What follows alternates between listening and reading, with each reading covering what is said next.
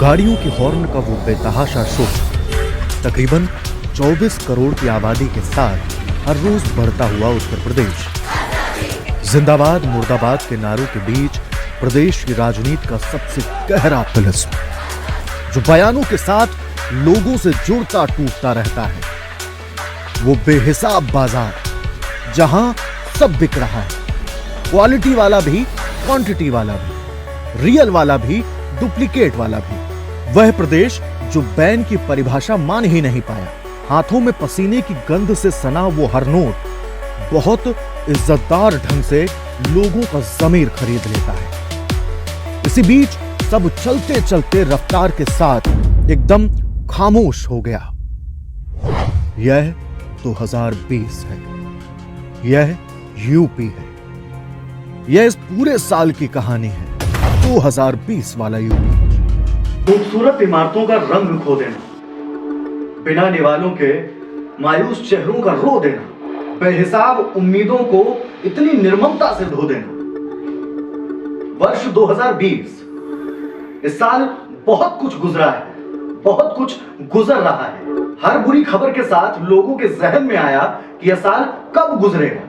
2020 लोगों की जिंदगी का एक ऐसा अध्याय है जिससे बुरे वक्त में भी लोगों को हौसला बनाए रखने की प्रेरणा मिलती है। यह साल सड़कों पर थका हुआ सा है, मजबूरी में रुआसा सा, उस रेगिस्तान सा जहां सब मटमैला है, चढ़ा सूरज चिढ़ा रहा है। बदलना जरूरी है, चलना जरूरी है। बाकी नवभारत टाइम्स ऑनलाइन ने बहुत जिम्मेदारी के साथ आप तक हर खबर पहुंचाई है। लोगों की मुसीबतें क्या हैं, सवाल क्या हैं, सरकार तक हर जानकारी पहुंचाई है। 2020 में जनवरी से जुलाई तक यूपी इन खबरों के इर्द गिर्द रहा है। आइए देखते हैं। 2020 की शुरुआत के साथ लखनऊ के क्लॉक टावर पर नागरिकता संशोधन कानून के खिलाफ हंगामा जारी था। क्लॉक टावर के नजदीक लगा प्रदर्शनकारियों का टेंट, माइक, जिस पर 18 जनवरी को इस बात का शोर था कि यूपी पुलिस ने उनके कंबल छीन लिए, अलाव पर पानी फेंक दिया है। लेकिन नागरिकता कानून के नाम पर हो रहे इस हंगामे में सच को एक विशालकाय झूठ के पर्दे के पीछे छिपाने की कोशिश हो रही थी। लखनऊ पुलिस ने साफ किया कि उनकी भी मां बेटियां हैं। हाँ, वे उपद्रवियों पर लगाम कसने का प्रयास तो करेंगे, लेकिन किसी को नुकसान पहुंचाना उनका मकसद नहीं है। प्रदर्शन के बीच सर्दी से ठिठुरता उत्तर प्रदेश सुर्खियों में छाया हुआ था। हर बदलते दिन के साथ लोगों को इंतजार था सर्दी के बीतने का। लखनऊ में सीएए के हंगामे से पहले यूपी ने एक खौफनाक तस्वीर भी देखी थी। 6 जनवरी की रात उत्तर प्रदेश के गौरव चंदेल की ऑफिस से घर लौटते वक्त हत्या कर दी गई थी। गौरव की हत्या के बाद उनकी कार भी गायब थी। गुरुग्राम की एक कंपनी में काम करने वाले गौरव चंदेल का शव गौड़ सिटी के पास मिला था। नोएडा के नए कमिश्नरेट सिस्टम के बाद यह प्रशासन के लिए सबसे बड़ी चुनौती थी। इस घटना की जांच में मिर्ची गैंग का नाम सामने आया था। बदलती तारीखों के साथ महीना बदला। तारीख 2 फरवरी, उत्तर प्रदेश की राजधानी लखनऊ के ग्लोब पार्क के ठीक सामने सुबह के वक्त हिंदूवादी नेता रंजीत बच्चन की गोली मारकर हत्या कर दी गई। कमलेश तिवारी हत्याकांड के बाद हुई इस घटना ने प्रदेश की प्रशासनिक व्यवस्था के होश फाख्ता कर दिए। नवभारत टाइम्स ऑनलाइन की टीम मौके पर पहुंची। हर पहलू को बारीकी से समझते हुए कई सवाल खड़े हुए। सवाल यह भी कि रंजीत बच्चन की 2 पत्नियां हैं।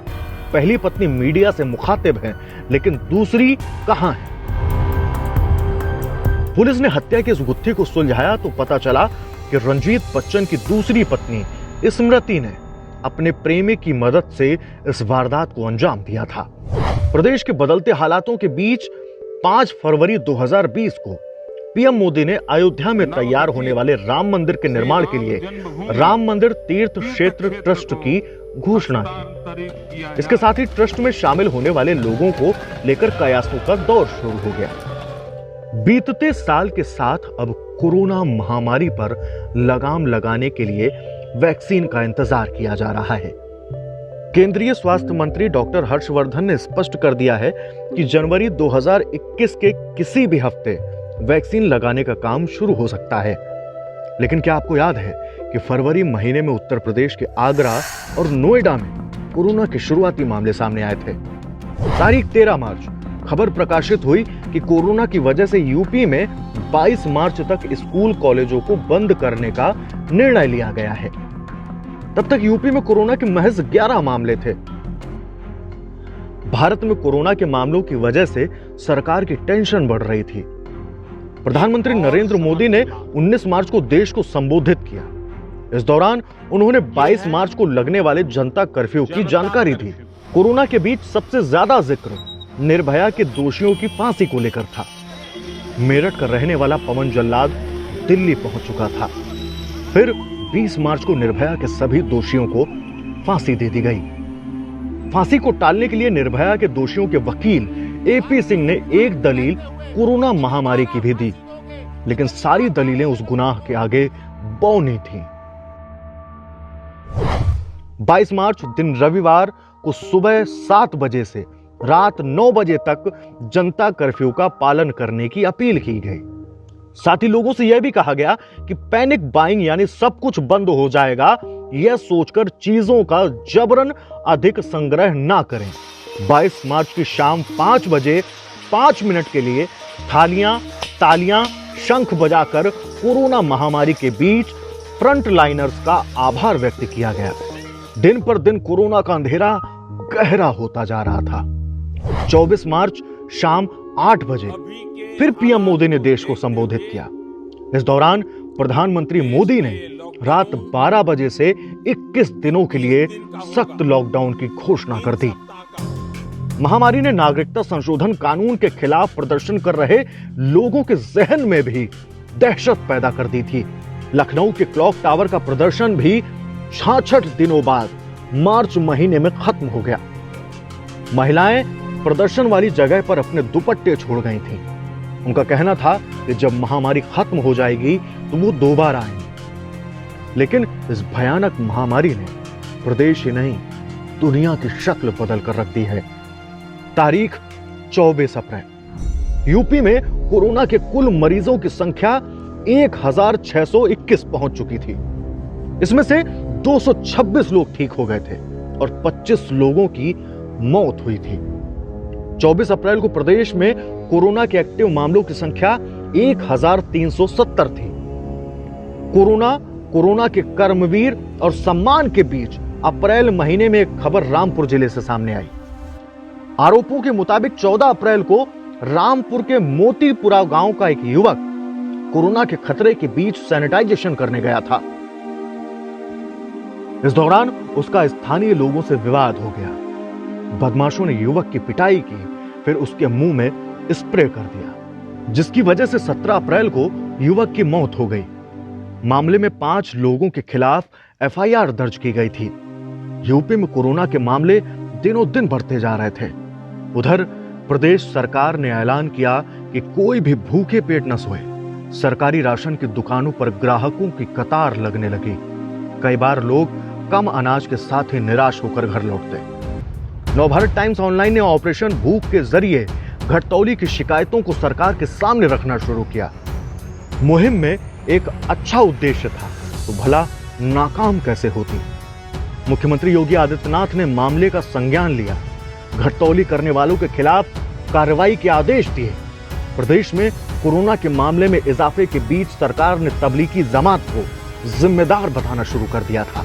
उधर मुख्यमंत्री योगी कोरोना महामारी से लड़ने के लिए ब्लूप्रिंट को अंतिम रूप देकर तैयार की गई टीम 11 के साथ हर दिन बैठक कर हालातों की जानकारी लेने लगे। महामारी के बीच अचानक लॉकडाउन लागू किया गया था। प्रदेश के अलग अलग हिस्सों के लोग अलग अलग राज्यों में फंसे हुए थे। कई ने पैदल तो कई लोग साइकिल से हजारों किलोमीटर की दूरी नापने लगे। वापस लौट रहे मजदूरों की मदद को कई लोग आगे आए। इस बीच बीजेपी सरकार पर हमला करते हुए विपक्षी दलों ने भी मजदूरों से हमदर्दी जाहिर की। मई 2020 कांग्रेस महासचिव प्रियंका गांधी ने 1000 बसों के इंतजाम की बात कही। ताकि मजदूरों को उनके घरों तक पहुंचाया जा सके। योगी सरकार इस दावे की गहराई भांपना चाहती थी। कांग्रेस के इस प्रस्ताव को 18 मई को योगी सरकार ने मंजूरी दे दी। कांग्रेस खेमे से वाहनों की सूची मांगी गई। निर्देशों के मुताबिक सूची उपलब्ध कराई गई। फिर सरकार की ओर से दावा किया गया कि वाहन की सूची में स्कूटर, ऑटो, मोटरसाइकिल के नंबर भी दिए गए हैं। हंगामा शुरू हुआ। तारीख 20 मई, यूपी कांग्रेस चीफ अजय कुमार लल्लू आगरा के नजदीक भरतपुर बॉर्डर पर पहुंच गए। यहां उत्तर प्रदेश पुलिस से बसों को आगे जाने की इजाजत को लेकर नोकझोंक शुरू हुई। कांग्रेस कार्यकर्ताओं के इस हंगामे के बीच पुलिस ने अजय कुमार लल्लू को हिरासत में ले लिया। यूपी कांग्रेस चीफ अजय कुमार लल्लू पर हुई इस कार्रवाई के बाद कांग्रेस महासचिव प्रियंका गांधी समेत कई अन्य नेताओं ने बीजेपी पर हमला शुरू कर दिया। 16 मई से कांग्रेस और बीजेपी के बीच चल रही इस खींचतान के बीच बसें 33 घंटे तक खड़ी रहीं। लंबे इंतजार के बाद बसों को वापस भेज दिया गया। ट्रेन, बसों समेत अलग अलग तरीके से लोग वापस अपने घरों को लौट रहे थे। इस बीच कोरोना टेस्टिंग को लेकर भी सवाल खड़े हुए। कोरोना के इस दौर में राजधानी लखनऊ का हाल बहुत खराब मिला। अस्पतालों में जगह नहीं, सीएमओ का फोन नहीं उठना। बाकी उत्तर प्रदेश पुलिस तो हमेशा ही नाम रोशन करती है। इस बार भी कोई कसर नहीं छोड़ी खाकी वालों ने। एक और किस्सा लखनऊ का ही है, जब मीडिया वालों का कैमरा यूपी पुलिस ने छीन लिया। क्या कहा, यह भी देख लीजिए। बताइए बात है, क्या कैसे क्या हो गया, क्या चीज? तो आप फोन छीन लेंगे? नहीं, क्या चीज? आप फोन छीन लेंगे? तो तारीख दर तारीख बदलती जा रही थी। तभी 15-16 जून की रात गलवान घाटी पर भारत और चीन सेना के जवान आमने सामने हो गए। इस दौरान एक अधिकारी समेत 20 भारतीय सैनिक शहीद हो गए। उत्तर प्रदेश में भी इस घटना के बाद चीन के खिलाफ आक्रोश देखने को मिला। लोग सड़कों पर उतर आए। चाइनीज चीजों का बहिष्कार शुरू हुआ। इन सबके बीच यूपी पुलिस की कहानियां इतनी हैं कि जल्द कहां खत्म होने वाली हैं। 28 जून को उन्नाव में कुछ लोग पुलिस के पास मदद के लिए पहुंचे। यहां उन्हें क्या कहा गया, यह भी सुन लीजिए।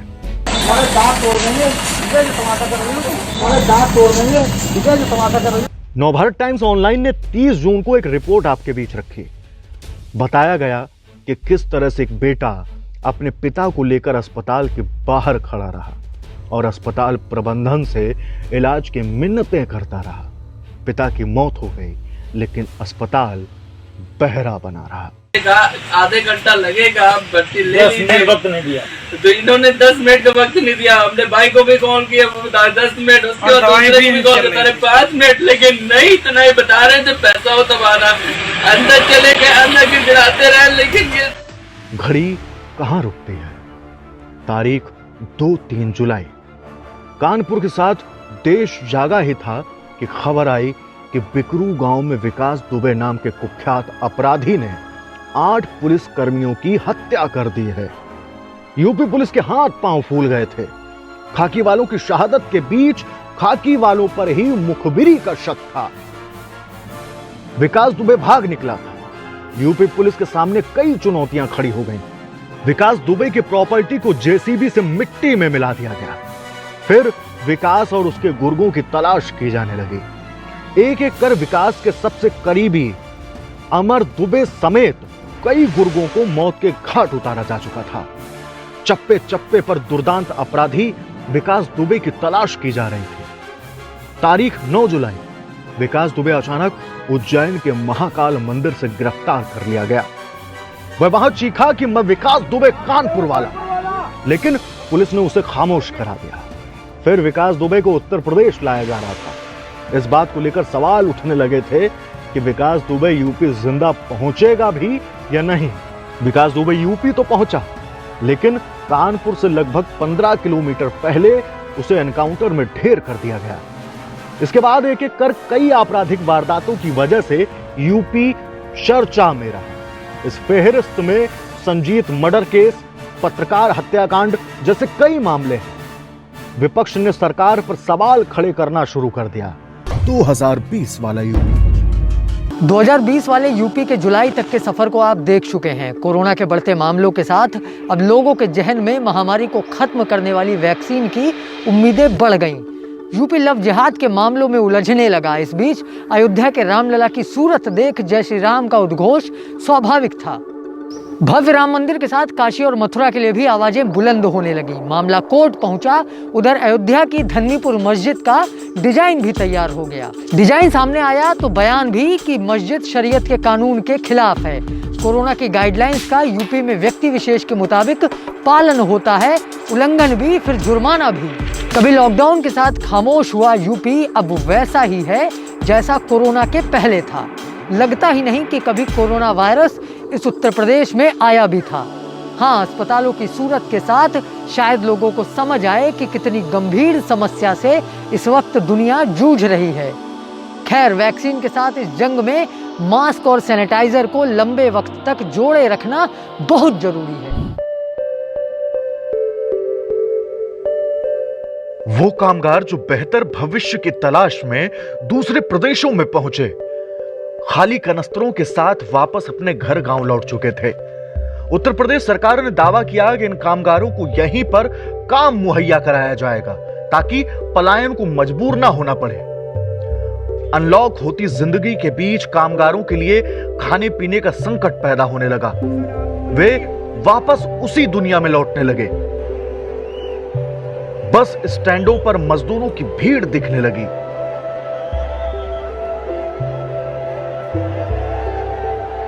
तारीख 5 अगस्त, अयोध्या में तैयार होने वाले राम मंदिर के भूमि पूजन का कार्यक्रम आयोजित किया गया।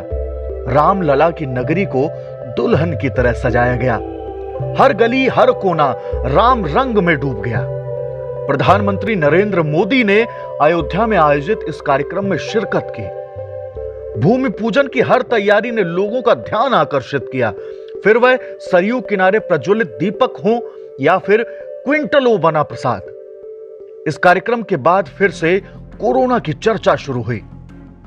यूपी में राजनीतिक दलों के बीच भगवान परशुराम का भी जिक्र चल रहा था। 11 सितंबर, उत्तर प्रदेश का अलीगढ़। कोरोना के बीच यहां बदमाश मास्क लगाकर एक ज्वेलरी शॉप में दाखिल हुए। दुकान में मौजूद एक शख्स ने सैनिटाइजर लेकर हाथ सैनिटाइज कराए, फिर ज्वेलरी शॉप लूट ली। कोरोना के इन आंकड़ों में उछाल के बीच उत्तर प्रदेश में व्यवस्थाओं की धज्जियां एक रोज हवा में लहराती हुई मिली। लखनऊ के 4 निजी अस्पतालों में कोरोना के 48 मरीजों को भर्ती और फिर रेफर किया गया। इन सभी की मौत हो गई। खबर ने लोगों के अस्पतालों पर यकीन को भी हल्का कर दिया था। यूपी की राजधानी लखनऊ के निजी अस्पतालों में कोरोना मरीजों की जांच, शिफ्टिंग और इलाज में बड़ी लापरवाही सामने आई है। यह सितंबर का महीना था जब नए कृषि बिल को लेकर हंगामा शुरू हो गया। किसान संगठन सड़कों पर उतरने लगे। किसान संगठनों के बीच राजनीतिक दलों के झंडे भी दिख रहे थे। कोरोना महामारी के बीच हर बुरी खबर लोगों को परेशान कर रही थी। मुरादाबाद के टीएमयू अस्पताल से बार बार आत्महत्याओं की खबरों ने व्यवस्थाओं पर सवाल खड़े कर दिए थे। सवाल था कि कौन सी मजबूरी है जो लोग बचने के लिए अस्पताल पहुंचकर भी हार जाते हैं। 27 सितंबर को एनबीटी ऑनलाइन ने इस मामले को लेकर आपके बीच एक रिपोर्ट रखी। अयोध्या एक रोज पुरानी यादों में लौट चला था। विवादित ढांचा गिराए जाने के मामले में कोर्ट का फैसला आना था और 30 सितंबर को अयोध्या में 6 दिसंबर 1992 को विवादित ढांचा गिराए जाने के मामले में सीबीआई की विशेष अदालत ने 28 साल बाद अपना फैसला सुना दिया है। अदालत ने मामले के सभी आरोपियों को बरी कर दिया है। इन सभी खबरों के बीच 14 सितंबर को हाथरस में घटित हुई वारदात का राजनीतिक दलों में जिक्र ज्यादा था। चंदपा थाना क्षेत्र में एक लड़की से गैंगरेप का मामला सामने आया। लड़की के साथ इतनी हैवानियत की गई कि उसकी 29 सितंबर को मौत हो गई। निर्भया सरीखे मामले ने देश को हिला कर रख दिया था। तख्तियां जुटने लगी, इंसाफ के नारे लगने लगे। एक धड़ा सरकार से सवाल भी पूछ रहा था, क्योंकि उत्तर प्रदेश पुलिस की सक्रियता ने विपक्षी दलों को यह मौका दिया था। मीडिया कर्मी मामले की रिपोर्टिंग करने पहुंचे तो उन्हें रोका गया। अंतिम संस्कार देर रात आनन फानन किया गया। पीड़ित परिवार की ओर से गुपचुप तरीके से सामने आया हर एक वीडियो खाकी वालों की मुश्किलें बढ़ा रहा था। इस बीच प्रशासनिक अफसर ने रेप की अलग थियरी लोगों के बीच रखी। इस पर सवाल उठा, हंगामा बढ़ता जा रहा था। सरकार ने सीबीआई को जांच सौंप दी और दिसंबर महीने में सीबीआई ने इस वारदात को लेकर चारों आरोपियों के खिलाफ चार्जशीट दाखिल की। 22 सितंबर को पीड़िता के आखिरी बयान के आधार पर आरोपियों के खिलाफ गैंगरेप, मर्डर और SC/ST एक्ट में केस दर्ज किया गया। अक्टूबर महीना यूपी में लव जिहाद के मामलों को लेकर खूब चर्चा हो रही थी। इस बीच मुख्यमंत्री योगी आदित्यनाथ ने लव जिहाद के षड्यंत्रकारियों को अल्टीमेटम दिया। ले रही है कि हम लव जिहाद को सख्ती से रोकने का कार्य करेंगे। कोरोना महामारी से जंग के बीच देश भी अनलॉक के कई चरणों से गुजरने लगा था। एक लंबा सन्नाटा खत्म हुआ था, सड़कों पर जिंदगी लौट रही थी। इस बीच सबसे ज्यादा चर्चा कोरोना वैक्सीन को लेकर भी हुई। प्रदेश की योगी सरकार वैक्सीनेशन प्रोग्राम के लिए ब्लूप्रिंट तैयार करने में जुट गई। इन तैयारियों के बीच यूपी की 7 विधानसभा सीटों पर उपचुनाव हुए। हर दल ने ताकत झोंकी। 7 में 6 सीटों पर बीजेपी ने और 1 सीट पर समाजवादी पार्टी ने जीत दर्ज की। दीपावली के त्योहार के बीच एनजीटी का आदेश यूपी के कई जिलों के लिए भी था, जहां पटाखों पर पूर्ण प्रतिबंध लगाने की बात कही गई थी। पटाखों की दुकानें नहीं लगी, लेकिन दीपावली के बाद लखनऊ की आबो हवा में जहर घुल गया। उधर प्रदेश में बढ़ते अपराध के बीच योगी सरकार ने बाहुबलियों का साम्राज्य नेस्तनाबूद करा दिया। अतीक अहमद, मुख्तार अंसारी, विजय मिश्रा, सभी पर एक एक कर कार्रवाई हुई। वाराणसी की देव दीपावली की घड़ी आ गई। पीएम मोदी काशी पहुंचे। यहां दिव्य काशी के साथ पीएम मोदी की कई तस्वीरें और वीडियो सोशल मीडिया पर वायरल हुए। 2020 के आखिरी महीनों में जिक्र यूपी विधानसभा चुनाव 2022 का भी हुआ। समाजवादी पार्टी के अध्यक्ष अखिलेश यादव ने स्पष्ट कर दिया कि उनकी पार्टी छोटे दलों के साथ गठबंधन करेगी। हां, अपने चाचा शिवपाल को लेकर उन्होंने एडजस्टमेंट थियरी दी। इस पर शिवपाल नाराज हो गए और उनकी इस बात को क्रूर मजाक कह दिया। शिवपाल यादव ने अखिलेश से अलग राह पर चलने का फैसला किया है। नवंबर महीने में चर्चा यूपी में शुरू हुए मिशन शक्ति की भी हुई है। इसमें निगोहा थाने के इंस्पेक्टर का वह बयान आज भी लोगों के जहन में जिंदा है। पहले मौज लेती नहीं, अभी मौजगाने आ गई। पहले मौज लेती नहीं, अभी मौजगाने आ गई। अस्पतालों में किडनी रैकेट का आरोप हो या गीता भाटी की सैंडल का किस्सा, किसान आंदोलन के बीकेयू भानु गुट के अध्यक्ष भानु प्रताप सिंह का बयान। राहुल गांधी चिल्ला रहे ये आंदोलन नहीं वापस लेंगे। 11 में गए थे, 13 में गए थे, तुझे क्या हो गया था? तब लल्लू था। हमको अपने आप बुलाया था अपनी कोठी पे राजनाथ सिंह ने, माननीय नरेंद्र सिंह तोमर जो कृषि मंत्री हैं वो उन्होंने बुला लिए थे। फिर हम जो 4-5 लोग थे उनको उन्होंने जलेबी और पकौड़ा और जन क्या क्या खिलाया। हर बात एनबीटी ऑनलाइन ने आपके बीच प्रमुखता से रखी है। प्रदेश में लव जिहाद के खिलाफ कानून भी बना। अयोध्या के धन्नीपुर में मस्जिद का डिजाइन भी फाइनल हो गया। यह डिजाइन सामने रखा गया। इस पर all India Muslim personal law board के सदस्य जफर याब जिलानी ने टिप्पणी की। उन्होंने कहा कि अयोध्या की यह मस्जिद शरीयत कानून के खिलाफ है। जिलानी ने कहा कि वक्फ अधिनियम के तहत मस्जिद या मस्जिद की जमीन किसी दूसरी चीज के बदले में नहीं ली जा सकती। अयोध्या में प्रस्तावित मस्जिद इस कानून का उल्लंघन करती है। यूपी में 2022 के विधानसभा चुनाव में आम आदमी पार्टी की एंट्री हो चुकी है। दिल्ली सरकार के मुख्यमंत्री अरविंद केजरीवाल ने साफ किया है कि पार्टी 2022 का यूपी विधानसभा चुनाव लड़ेगी। इस बीच यूपी के कई अन्य छोटे दल गठबंधन के साथ बीजेपी के खिलाफ माहौल बनाने में जुटे हैं। इस गठबंधन की एक तस्वीर ओम प्रकाश राजभर, असदुद्दीन ओवैसी भी है। संयुक्त मोर्चा नाम की इस कड़ी में शिवपाल के जुड़ने का भी दावा है। इसी के साथ ही समाजवादी कुनबा फिर से कमजोर दिख रहा है। 24 करोड़ की आबादी वाले यूपी के शिक्षा मॉडल के बनाम में दिल्ली सरकार के उप मुख्यमंत्री मनीष सिसोदिया ने दिल्ली का शिक्षा मॉडल उतारा है। प्रेस कॉन्फ्रेंस में बीजेपी को घेरने के बजाय मीडिया के सवालों में उलझ गए। यूपी में कोरोना के हालात के बीच गाइडलाइंस का औहदे के मुताबिक इस्तेमाल होता है। मंत्री हैं तो मास्क की क्या जरूरत। खाकी वाले हैं तो नियम जागीर हैं। इस बीच यूपी की टेंशन बढ़ाने वाली एक और खबर है। ब्रिटेन में पाया गया कोरोना का नया स्ट्रेन भारत पहुंच चुका है। लोगों को संजीदगी बरतनी होगी। मिशन शक्ति भी खाकी वालों की सहूलियत के हिसाब से चल रहा है। पॉलिथीन बैन की बात यूपी ने कितनी मानी, ये हर सब्जी वाले, दुकान वाले के साथ जग जाहिर है। प्रदेश में राजनीति के झंडे बदलते हैं, व्यवस्थाओं की परिभाषा नहीं। सरकारी कुछ करे तो उसका इस हद तक प्रमोशन होता है कि यकीन मानिए हर आम आदमी उसे खुद पर महान उपकार समझे, सरकारों का दायित्व नहीं। खैर, एनबीटी ऑनलाइन इन सभी मुद्दों पर अपनी खबरों के साथ लोगों को जागरूक करता है, बताता है कि क्या बदला है, कहां किसकी लंबरदारी है। हर प्रयास बदलाव लाता है क्योंकि हमें आपका साथ मिल पाता है। बनाए रखिए अपना भरोसा, क्योंकि भविष्य हर बदलाव के साथ खूबसूरत होगा। देश दुनिया में इन दिनों महामारी है।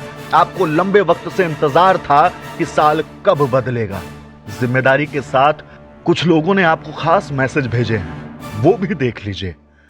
नवभारत टाइम्स ऑनलाइन ने जिस तरह मेहनत करके पूरे मुल्क में कोरोना के खिलाफ एक जंग जारी रखी, मोहब्बत के लिए एक पैगाम देते रहे, मैं उन्हें सलाम करता हूँ। मैं भुवनेश्वर कुमार एनबीटी के सभी दर्शकों को नववर्ष की शुभकामनाएं देता हूं और उम्मीद करता हूं आपके आने वाला साल खुशियों से भरा हो। याद रखें, अभी कोरोना से जंग जारी है, मास्क पहनिए, सावधानी बरतिए। Happy new year to all.